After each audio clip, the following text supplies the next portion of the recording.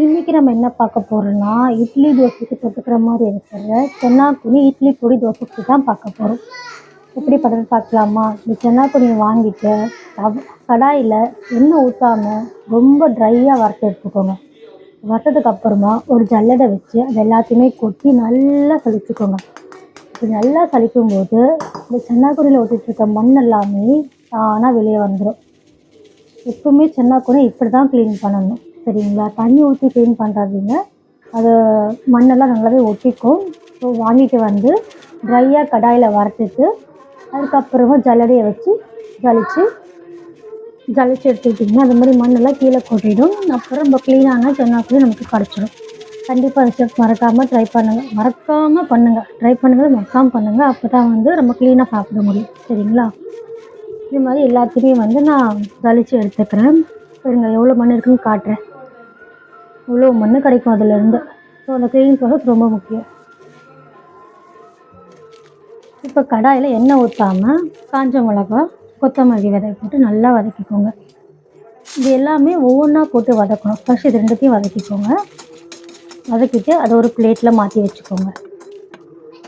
இதுக்கப்புறம் கடுகு, சோம்பு, சீரகம் போட்டு வதக்கிக்கோங்க. இதுலேயே வந்து கருவேப்பிலை போட்டுக்கோங்க. கலர் மாற வேண்டாம், ஓரளவுக்கு வறுத்திங்கன்னா போதும். விச் மீன்ஸ் கருவேப்பிலை கலர் மாற வேண்டாம், நல்லா கொஞ்சம் வறுத்துக்கோங்க. அதையும் வறுத்துட்டு ஒரு பிளேட்டில் மாற்றி வச்சுக்கோங்க.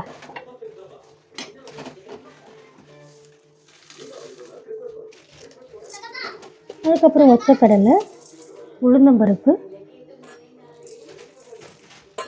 கொஞ்சமாக அரிசி பச்சை அரிசி இருந்தால் போட்டுக்கோங்க. போட்டு நல்லா வதக்கிக்கோங்க. இது கொஞ்சம் சூடாகிற வரைக்கும் வதக்கிக்கோங்க. ஓகேவா? வதக்கிக்கிட்டு இதையும் ஒரு பிளேட்டில் மாற்றி வச்சிடுங்க.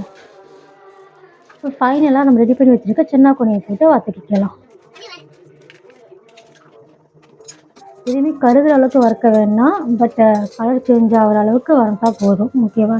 இது வந்து கொஞ்சம் கலர் மாறும், அது வரைக்கும் நீங்கள் வறுத்துக்கோங்க. அதையும் அந்த பிளேட்டில் மாற்றி வச்சுக்கோங்க. இது எல்லாத்தையும் ஒரு வாட்டி நல்லா கலக்கிக்கோங்க.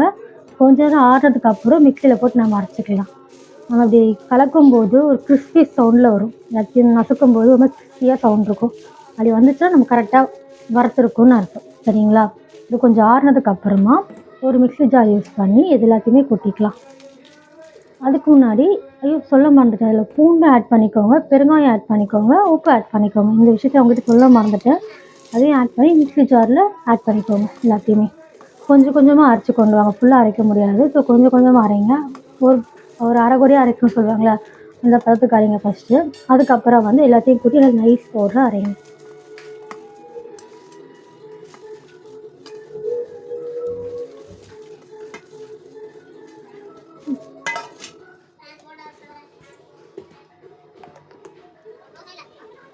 நல்லா நைஸ் பவுடராக அரைச்சிட்டோம். இதை கண்டிப்பாக நீங்கள் ட்ரை பண்ணி பாருங்கள். இட்லி தோசைக்கு ரொம்ப சூப்பராக இருக்கும். ஒரு ஏர் டைட் கண்டெய்னரில் நீங்கள் ஸ்டோர் பண்ணி வச்சிங்கன்னா 6 மாதத்துக்கு கெடாமல் நல்லாவே இருக்கும். சரிங்களா? ஃப்ரிட்ஜில் வைக்கணுன்ற அவசியமே கிடையாது. நம்ம வெளியே கிச்சன் பேக்லேயே வச்சுக்கலாம். ட்ரை பண்ணி பார்த்துட்டு சொல்லுங்கள். கண்டிப்பாக டேஸ்ட் நல்லாவே இருக்கும்.